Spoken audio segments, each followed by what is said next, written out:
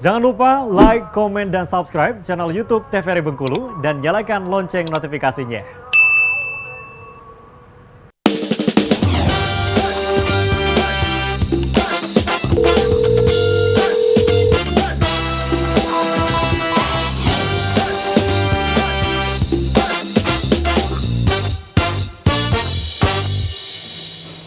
Baik pemirsa, terima kasih Anda masih menyaksikan Dokter Kito, masih membahas tema kita hari ini, membahas agar tetap sehat pada bulan suci Ramadan. Selanjutnya kita akan membahas tips olahraga saat puasa agar lebih mudah dan optimal bersama Dokter Elsa. Silakan Dokter Elsa penjelasannya.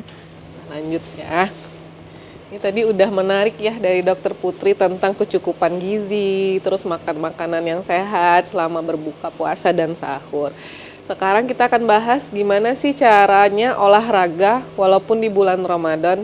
Jadi di bulan Ramadan atau bulan puasa ini juga jangan jadi alasan ya untuk pemirsa TVRI di rumah tidak berolahraga. Bermalas-malasan ya. Benar sekali ya.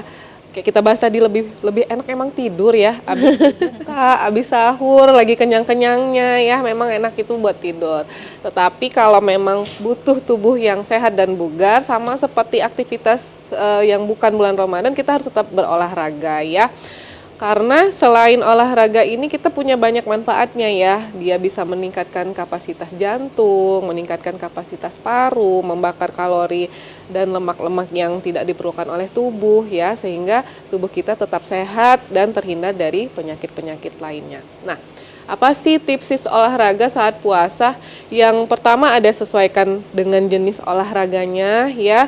Yang kedua pilih waktu olahraga yang tepat di selama bulan puasa. Yang ketiga sebaiknya karena tubuh kita ini lagi beradaptasi nih dari yang sebelumnya nggak puasa, tiba-tiba sekarang di bulan Ramadan, lebih bagusnya mulai dengan olahraga dengan intensitas yang rendah atau yang ringan-ringan dulu ya, karena tubuh kita masih fase adaptasi sebelumnya nggak puasa, sekarang di bulan Ramadan. Oke, yang pertama pilih waktu olahraga yang tepat ya. Jadi ada waktu-waktu yang disarankan untuk berolahraga. Yang pertama itu sebelum sahur. Ya, sebelum sahur misalnya 30 menit sampai 60 menit sebelum sahur, itu adalah waktu yang bagus untuk berolahraga karena harapannya waktu memang tubuh kita itu diforsir pas olahraga dan tubuh kita memang saatnya kekurangan cairan atau memang kekurangan energi, pas sahur kita sudah menggantikannya kembali ya. Jadi yang dikhawatirkan kalau olahraga itu kan dehidrasi ya, dehidrasi karena cairannya yang terkuras, energi yang terkuras. Jadi sebelum sahur itu adalah salah satu waktu yang tepat. Yang kedua adalah waktu sebelum berbuka. 30 menit sampai 60 menit sebelum berbuka puasa, itu juga waktu yang disarankan. Tujuannya sama, jadi setelah olahraga bisa diganti lagi jumlah cairan atau energinya itu saat berbuka, langsung makan sama minum, maksudnya seperti itu ya.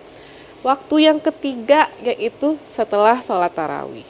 Jadi kalau malam sudah sholat tarawih kan sudah bebas ya, mau minum, mau makan, dan juga suasananya tidak terlalu panas, seperti itu, cuacanya juga sejuk, itu waktu yang juga disarankan untuk berolahraga. Itu tadi, itu adalah 3 waktu yang disarankan untuk berolahraga di selama bulan Ramadan. Oh, 3 waktu itu ya dok ya, berarti kebalik ya, yang saya pikir awalnya itu setelah sahur baru boleh olahraga.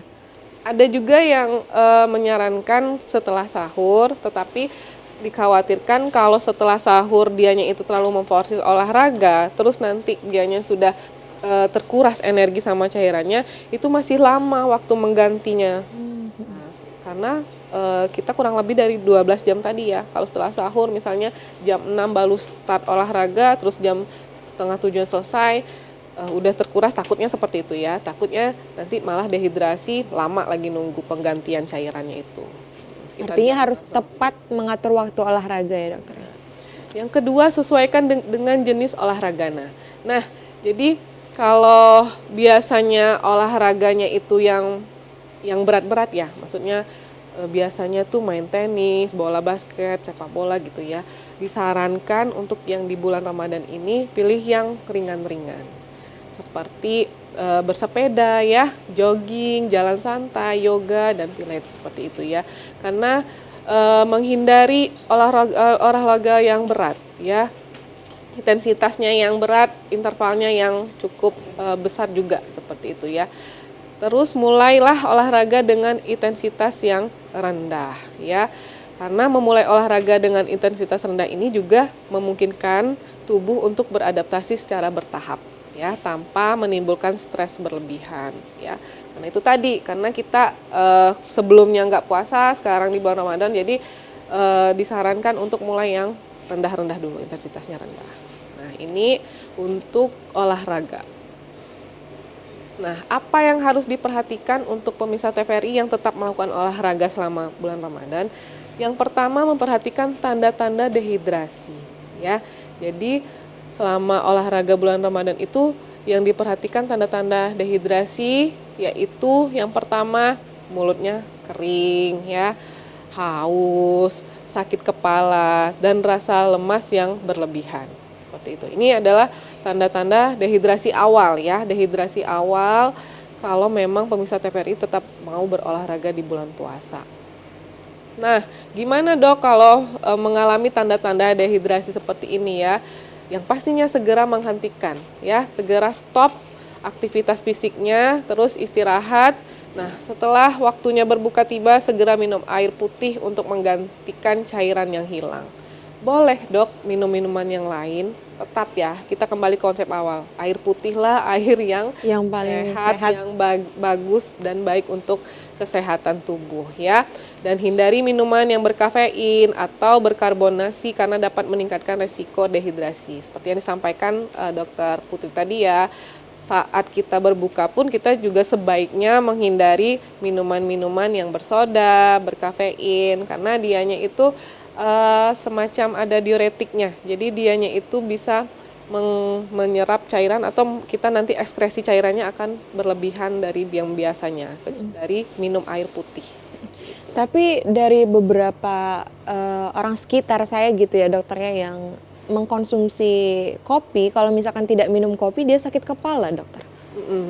Iya, jadi memang ada satu orang atau dua pasien tuh memang juga mengeluhkan seperti itu.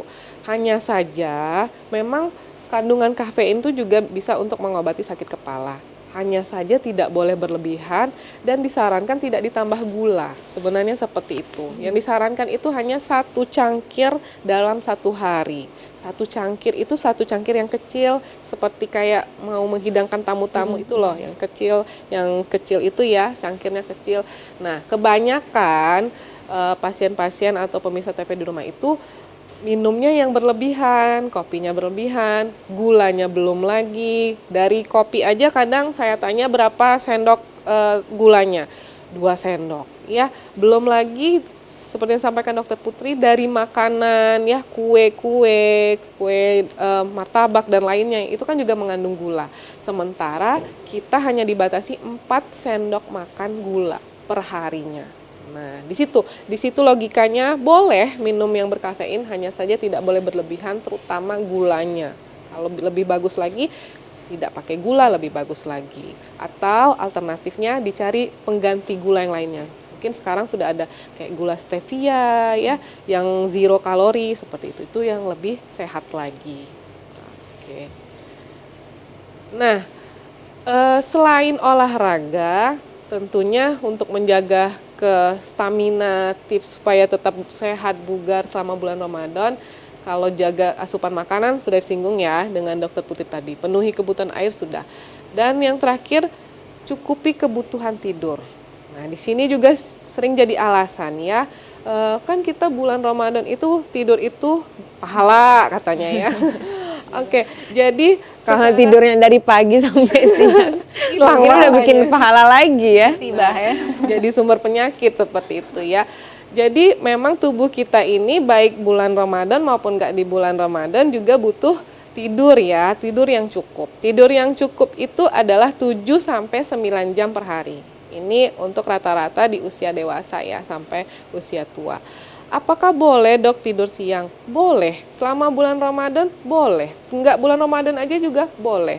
Berapa idealnya? lama tidur siangnya, yaitu 30 menit sampai 1 jam aja. Itu sudah cukup sebenarnya tidur siang. Tujuan dari tidur siang itu kan dianya itu mungkin untuk mencas kembali seperti itu ya tubuh kita yang udah misalnya dari pagi, dari sahur sampai siang. Kita butuh merelaksasi atau mengistirahatkan tubuh kita kembali. Bisa, boleh. 30 menit sampai 1 jam aja. Bukan dari zuhur sampai mau asar. Nah, ini yang perlu diingat ya. Karena kita itu perharinya cukup 7 sampai 9 jam per hari. Itu sudah cukup. Tapi bener nggak sih Dok kalau lagi puasa kita tuh bawaannya ngantuk terus karena pengaruh dari lapar. Tapi kita harus jeda dulu pemirsa, jadi penasaran kan ya apa benar sebenarnya berpuasa itu bisa mengacu pada ngerasa ngantuk. Kita akan bahas lagi setelah jeda pariwara berikut ini pemirsa, jangan kemana-mana, tetap saksikan Dokter Kita.